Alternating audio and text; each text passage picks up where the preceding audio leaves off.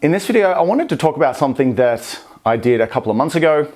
I had my first Muay Thai fight. Now, what is Muay Thai? Muay Thai is just Thai boxing. So it's just Western boxing with kicks, elbows, knees. It's the only sport in Thailand that you're allowed to bet on. So gambling in Thailand is illegal, except for on Muay Thai. And in a way, gambling is the thing that has kept Muay Thai going because there's big money in the gambling side. Not necessarily for the fighters, it's not much money at all. But with the gambling, yeah, there's a lot of money. So why did I start Muay Thai personally? Well, number one issue is I'm just not great with confrontation.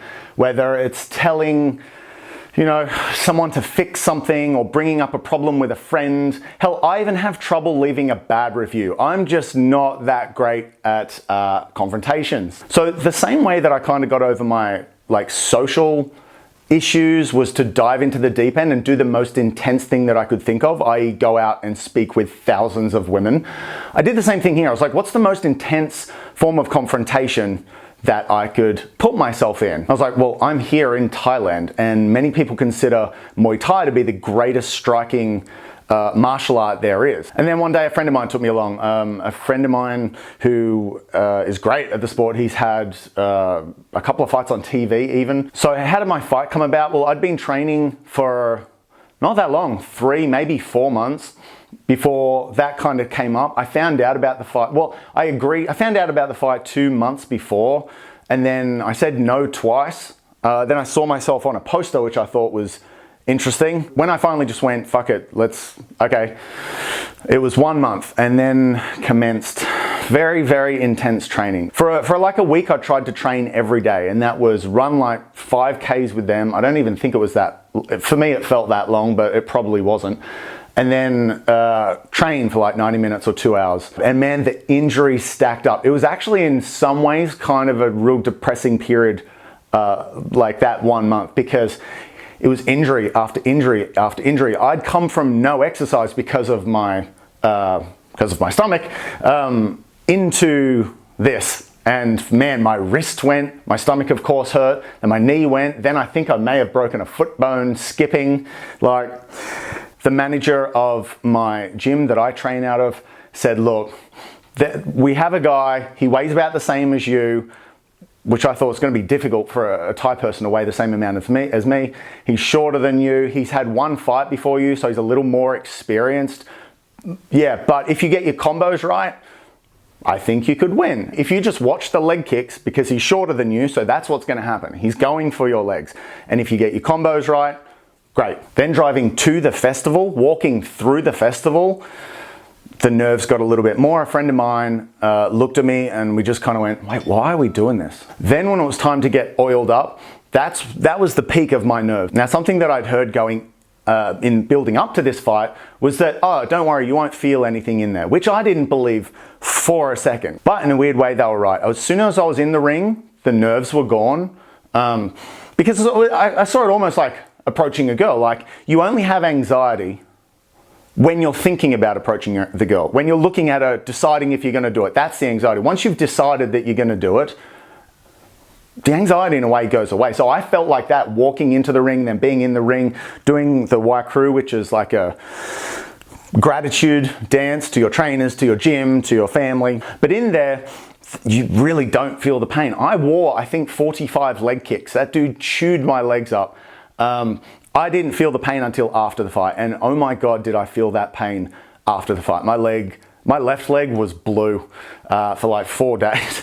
So it hurt a lot afterwards, but in there, it's not that you don't feel it. You feel it, but it's not the most pressing issue, so you're not focused on it. The only thing that I do remember was he hit me once, and I had the ears, and I was like, I'm going to assume that means I was nearly knocked out. So yes, I did win the fight. 4th round, technical knockout, which means the ref counts them out. You've got 10 seconds to show the ref that you're capable of fighting.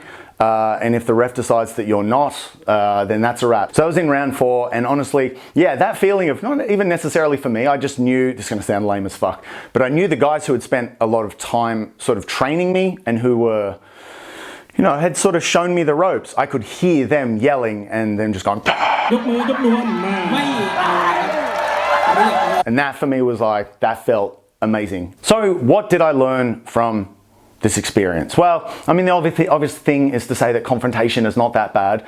But what I found really interesting is that I still don't consider myself very good at confrontation. So I don't really feel much has changed there. What else have I learned? Muay Thai is like family here.